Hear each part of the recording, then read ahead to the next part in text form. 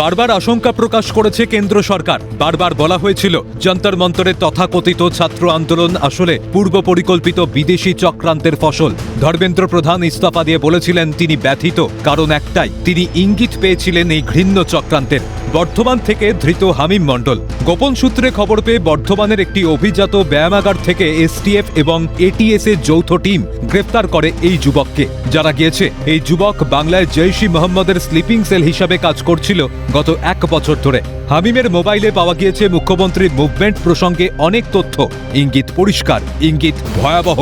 তদন্তের সুতো ধরে ঝাড়খণ্ডের সাহেবগঞ্জ থেকে ধরা পড়েছেন তার বান্ধবী অর্পিতা সরকার। জঙ্গির হয়ে মধুজাল ফেলার কাজ করতেন অর্পিতা। শনিবার তাকে বর্ধমান আদালতে হাজির করানো হলে বিচারক 13 দিনের পুলিশি হেফাজতের নির্দেশ দেন।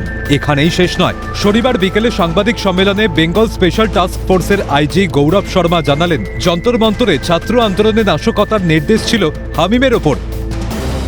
দিল্লিতে যে আমাদের যে যন্তর মন্তরে যে রিসেন্টলি স্টুডেন্ট প্রোটেস্ট হলো, সেখানে দেওয়ার আস্কিং হিম কি ও পুলিশ ইউনিফর্ম কোনো মতো অ্যারেঞ্জ করে ওখানে গিয়ে একটা কোনো নাশকতার একটা প্ল্যানিং ছিল, কোনো একটা ডিস্টারবেন্স ক্রিয়েট করার প্ল্যানিং ছিল।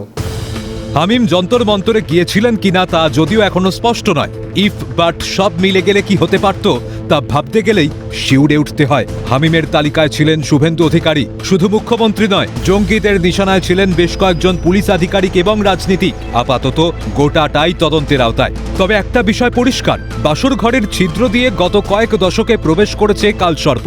এই ছিদ্র তৈরি করেছেন কোন বিশ্বকর্মা? সেটাই এখন লাখ টাকার প্রশ্ন। সেই 20 দাঁত এখন ভাঙার অপেক্ষা। ক্যালকাটা নিউজ।